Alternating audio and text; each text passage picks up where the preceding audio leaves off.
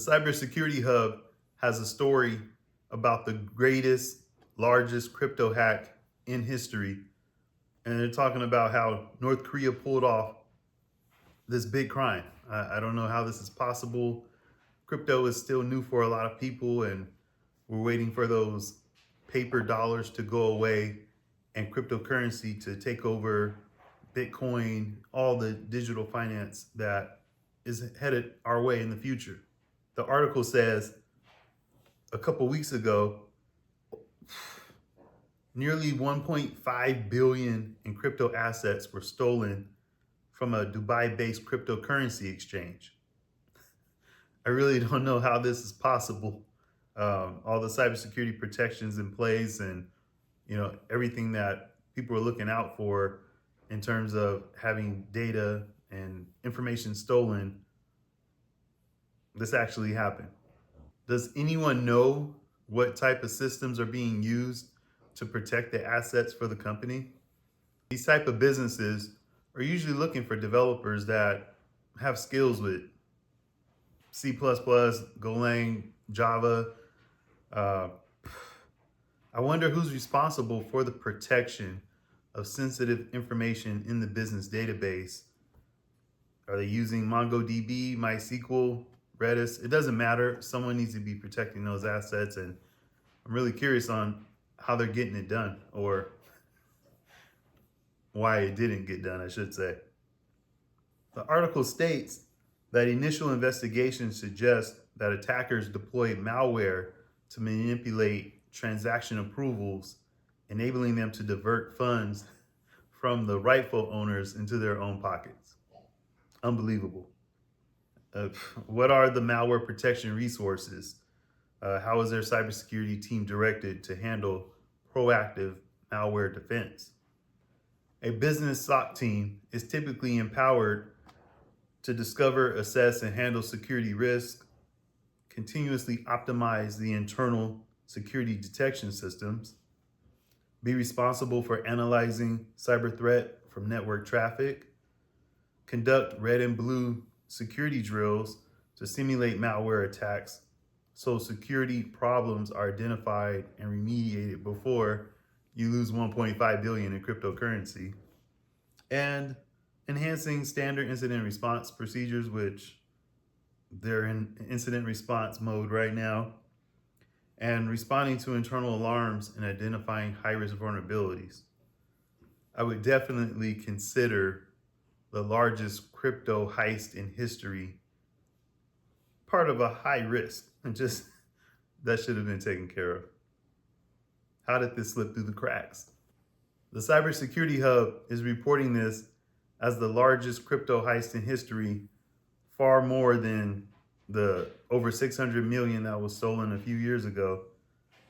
And with this being digital, most of those funds from that heist in 2021 were eventually returned.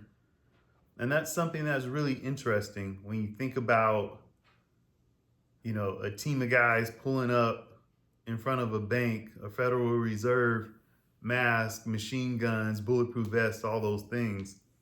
That's all going away. It's all going to be a thing of the past. Those guys are going to be considered just like the cowboys from Tombstone. I mean, when do you see guys riding around on horses with 6-shooters anymore? Those bank heists are gone. These digital funds are being taken in a non-armed robbery fashion, and cybersecurity is just going to explode by the year 2030, as always has been predicted. The article also mentions that way back in 2003, Saddam Hussein stole over 1 billion from the Iraqi central bank, and I mean, that was a big deal. This is national news.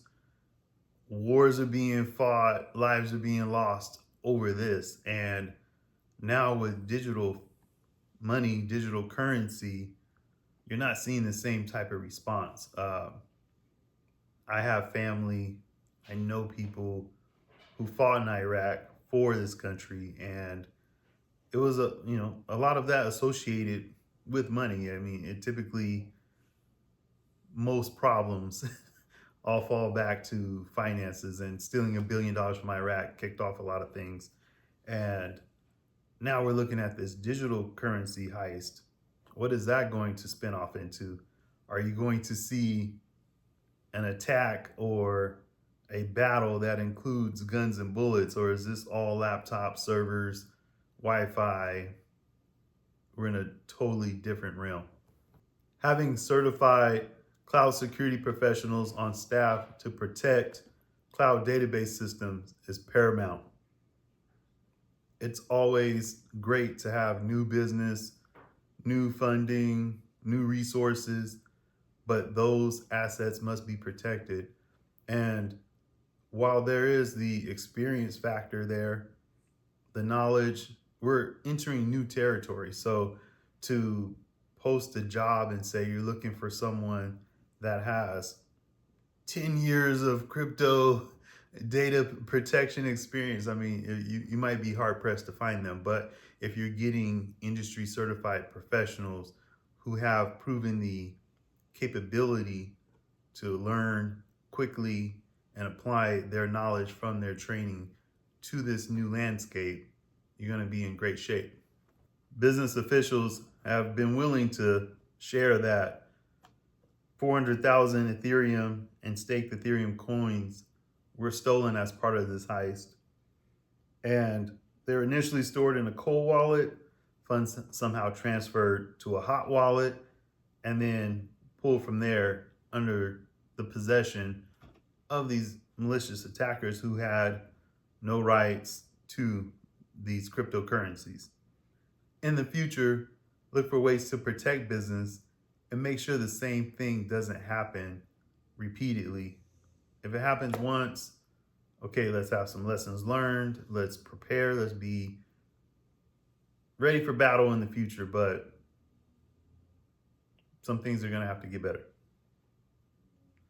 This is mind-blowing, but blockchain analysis firms and researchers have found that this attack has similar laundering techniques that were used by North Korea. When I hear the word laundering, I think of money laundering. I think of, movies like Scarface, or, someone's trying to take illegal funds and make them legitimate funds. Money laundering. We're talking about cryptocurrency money laundering. This is, wow, just a whole new stage. And I know the prison sentences that come along with money laundering when there's cash involved and there's 20 boxes of $100 bills. But what are we to do in this situation? Things are going to get very interesting. Just make sure you do your own homework, find out about crypto insurance for your business, and the best options moving forward.